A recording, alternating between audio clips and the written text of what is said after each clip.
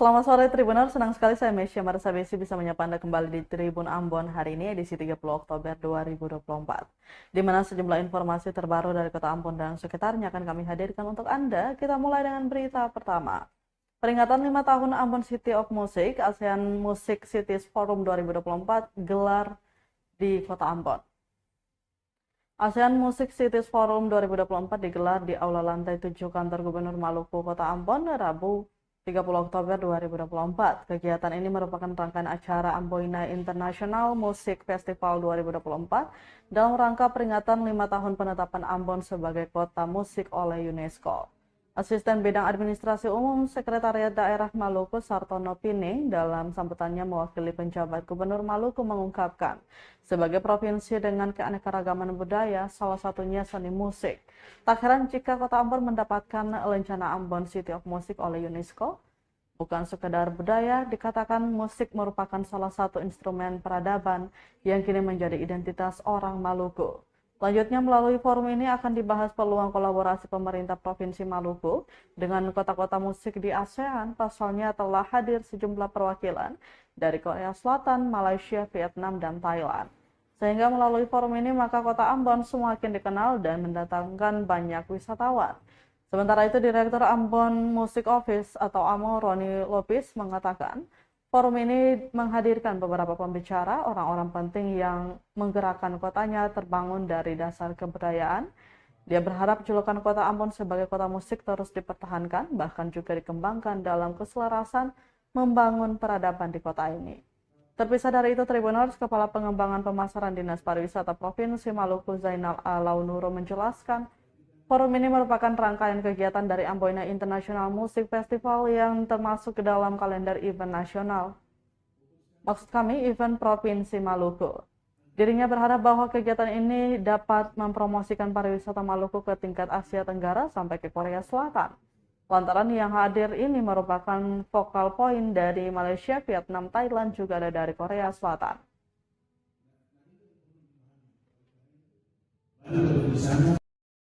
Dilanjutkan pada lokasi yang berbeda. Kalau hari ini di Ambon, mungkin besoknya bisa di Malaysia, bisa di Korea, bisa di Thailand, bisa everywhere aja. Yang tentunya Asia Music Cities Forum 2024 pertama kali dilaksanakan di Ambon dan kita menjadi trigger untuk mendorong kota-kota lain berkembang, termasuk kita juga. Ya, Pak Roni, ini kan bukan cuma kota musik, nih ada kota kerajinan dan lain. Apakah ini tidak akan berbenturan atau Justru itu sebuah kelebihan bahwa dari Ambon City Music Forum 2024 kita mampu melakukan cross cutting, bukan cuma antar kota musik, tapi juga dengan kota-kota berbasis kreatif lainnya seperti craft and folk art dari Jeonju, Korea. Dan sangat diakui bahwa pergerakan Ambon Music Office dan juga Dinas Pariwisata Provinsi Maluku hari ini untuk melaksanakan ASEAN Music Forum akan menjadi jaring yang kuat untuk berkolaborasi bukan hanya pada inline music, tapi juga pada konteks musik dengan kota-kota kreatif lainnya seperti Jeonju di Korea Selatan yang notabene adalah kota craft and folk. Ya, Pak Roni, terakhir harapannya?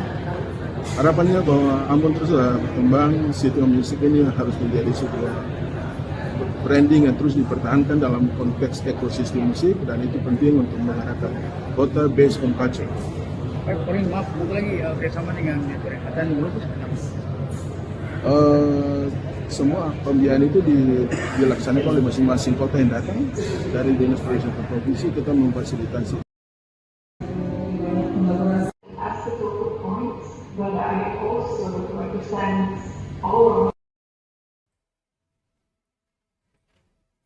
Kita ke berita selanjutnya, Tribuners, cegah penyakit tidak menular, Puskesmas Rijali gelar screening kesehatan di kantor tribunambon.com. Pusat Kesehatan Masyarakat atau Puskesmas Rijali Desa Batu Merah, Kota Ambon kembali melakukan pemeriksaan kesehatan di berbagai kantor di wilayahnya. Kali ini screening kesehatan tim Puskesmas Rijali menyambangi kantor tribunambon.com yang beralamat di Jalan Sudirman, dan Kasturi, Kecamatan Sirimau, Kota Ambon, Rabu 30 Oktober 2024. Program ini disebut Laskar PTM atau Lacak, kenali secara dini faktor risiko penyakit tidak menular, yang dipimpin Aluya Sosal sebagai penanggung jawab program penyakit tidak menular. Menurutnya, program ini telah berjalan sejak 2010 dengan tujuan mengidentifikasi faktor risiko penyakit tidak menular secara dini di berbagai instansi dan kantor. Ia menjelaskan pemeriksaan kesehatan di lingkungan kerja penting dilakukan mengingat banyaknya pekerja yang duduk terlalu lama sehingga berisiko mengalami penyakit tidak menular. Melalui kegiatan ini, Tribuners, para pekerja diharapkan bisa mengetahui kondisi kesehatannya dan melakukan pencegahan lebih dini.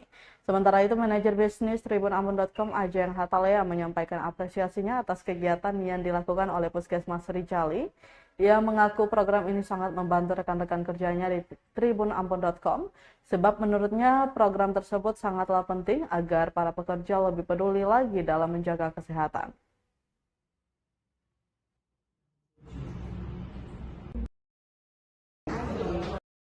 Mas Rijali setiap tahun itu ada screening kesehatan untuk semua instansi termasuk kantor. Jadi setiap kantor setiap tahun itu kita screening termasuk hari ini di Tribun Ambon.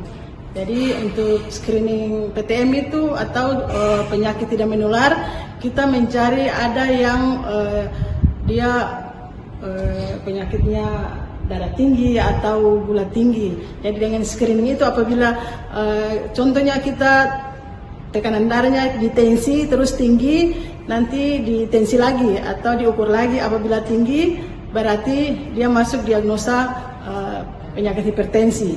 Begitupun dengan penyakit DM atau diabetes mellitus. Baik, tribunambon.com sangat mengapresiasi apa yang dilakukan oleh teman-teman dari Puskesmas Rijali tentu saja, dan ini juga mendukung kerja-kerja kami. Seperti yang kita ketahui bahwa tim tribunambon.com lebih banyak melakukan aktivitas di lapangan, dan kesehatan itu sangat penting ya. Ini menjadi satu hal yang mendorong kami untuk lebih aware lagi terkait menjaga kesehatan tentu saja. Dan hari ini alhamdulillah ya, setelah diperiksa kesehatannya semuanya pada sehat.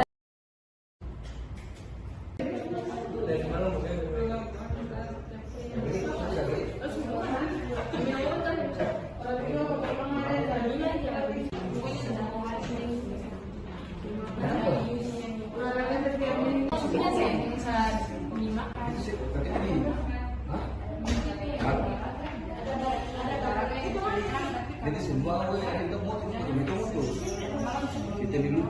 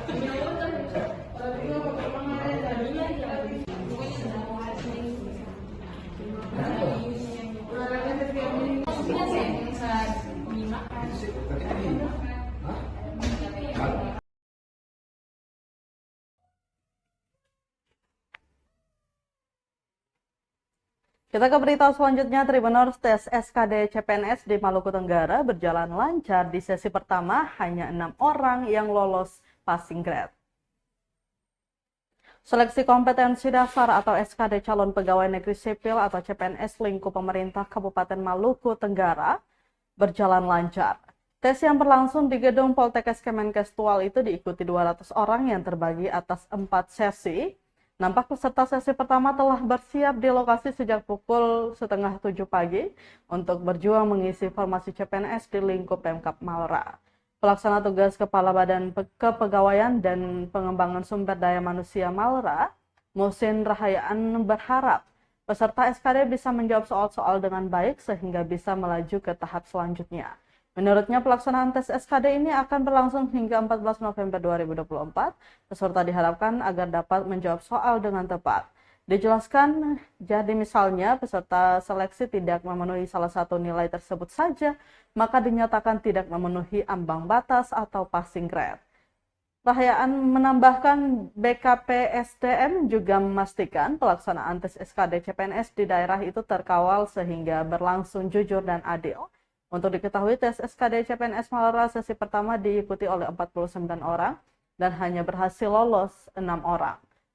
Salah satu peserta SKD dengan skor tertinggi urutan pertama yakni Mona Indah Purtriani dengan total skor 425.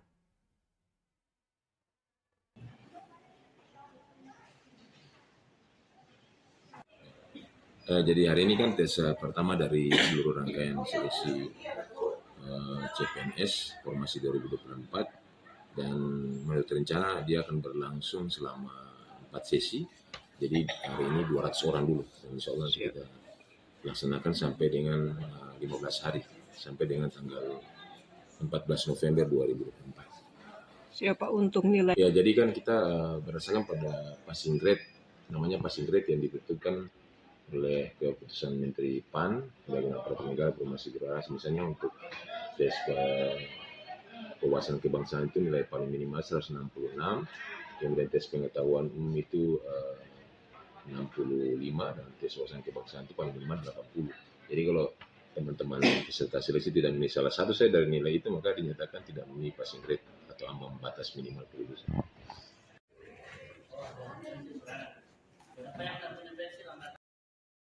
Egi semangat. Regina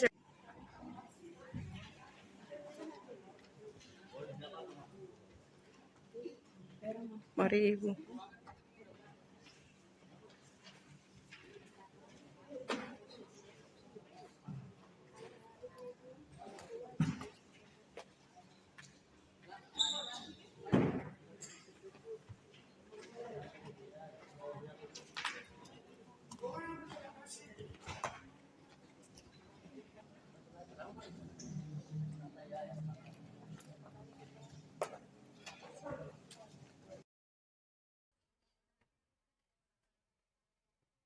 KPU Tua libatkan 76 orang sortir dan lipat surat suara Pilkada 2024. Komisi Pemilihan Umum atau KPU Kota Tua Provinsi Maluku mulai tahapan sortir dan lipat surat suara pemilihan kepala daerah atau Pilkada 2024. Pantauan tribunambon.com Selasa 29 Oktober 2024, sortir lipat ini digelar di gudang logistik yang terletak di Jalan BTN Unindah, Kelurahan Lodar L, Kecamatan Dola Selatan, Kota Tua. Total 76 dilibatkan dalam penyortiran dan pelipatan surat suara tersebut. Dari 76 orang ini dibagi menjadi beberapa tim. Satu tim ada yang berjumlah 10 dan 8 orang. Sortir lipat surat suara sendiri akan berlangsung selama 3 hari di gudang logistik KPU Tual. Ketua KPU Tual Mutakin Ali Renforan mengatakan untuk tahap kedua baru dilaksanakan sortir lipat suara untuk gubernur dan wakil gubernur Provinsi Maluku. Untuk diketahui, total surat suara yang diterima KPU Tual untuk pemilihan gubernur dan wakil gubernur Maluku sebanyak 65.918 lembar, sedangkan logistik surat suara pemilihan wali kota dan wakil wali kota Tual, KPU Kota Tual menerima 34 box surat suara, rinciannya 32 box berisi 2.000 lembar surat suara, 1 box berisi 1.918 lembar suara, dan 1 box berisi 2.000 lembar surat suara pemungutan suara ulang atau PSU. Total surat suara untuk pemilihan wali kota dan wakil wali kota Tual sebanyak 67.918 lembar. Pengamanan selama proses penerimaan logistik ini dilakukan personil Polres Tual yang bertugas sebagai pengamanan gudang logistik.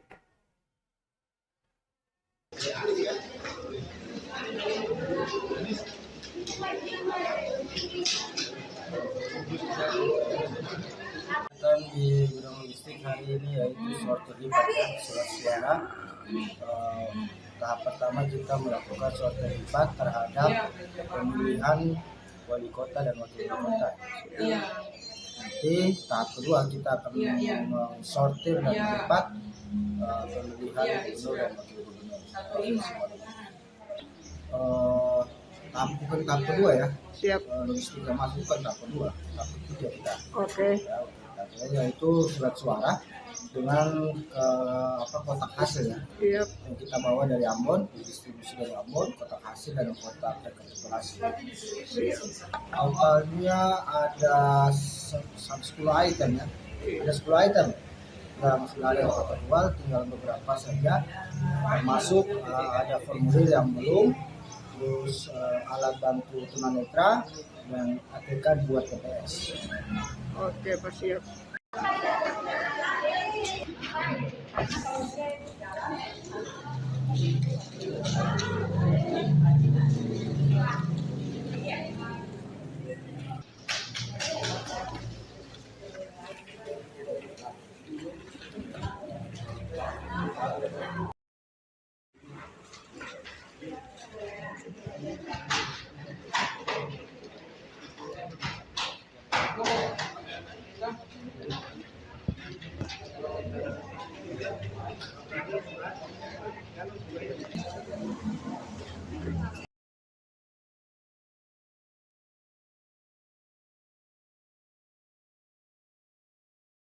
Bawaslu Maluku Tenggara serahkan bantuan untuk pengawas pemilu yang tertimpa musibah.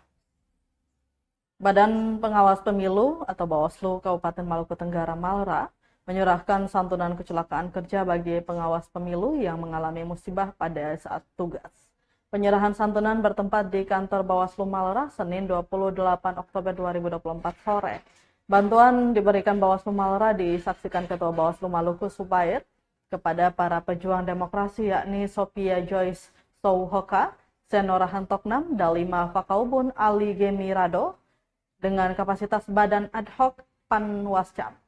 Ketua Bawaslu Maluku Subair mengatakan pemberian santunan ini merupakan bukti negara juga turut hadir dalam setiap aktivitas kerja yang dilakukan guna mensukseskan pemilu. Menurutnya jangan dilihat dari besar kecil nilainya, namun niat untuk memberikan santunan kepada jajaran Bawaslu yang tertimpa musibah saat bekerja. Olehnya itu Tribuners, keterlambatan ini bukan karena unsur kesengajaan melainkan padatnya agenda Bawaslu, kemudian ditambah lagi proses penanganan kecelakaan kerja yang mengakibatkan pemberian bantuan ini pun agak terlambat. Untuk diketahui dari masing-masing korban menerima santunan kecelakaan kerja sebesar Rp8.250.000. Bawaslu Maluku Tenggara bersama.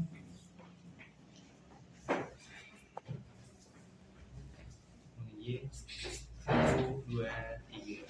Lagi, satu, dua. Selanjutnya Bapak Ali Gemirado. Satu, dua, tiga. Sekali lagi, izin. Satu, dua, tiga. Dan yang terakhir kepada Ibu Dalima. Lagi, satu, dua.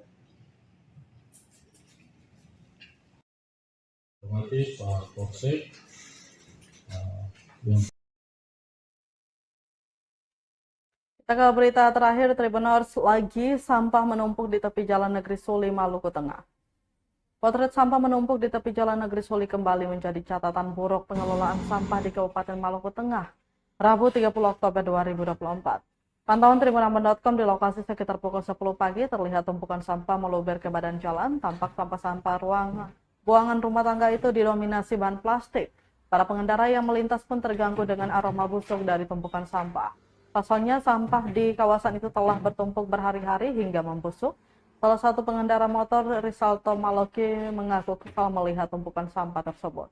Dikatakan sebelumnya sudah ada larangan agar warga tidak membuang sampah di lokasi tersebut, namun yang terjadi malah sebaliknya. Menurutnya tumpukan sampah di tepi jalan meninggalkan kesan di mata para wisatawan. Dia berharap pemerintah setempat tidak diam melihat kondisi tersebut.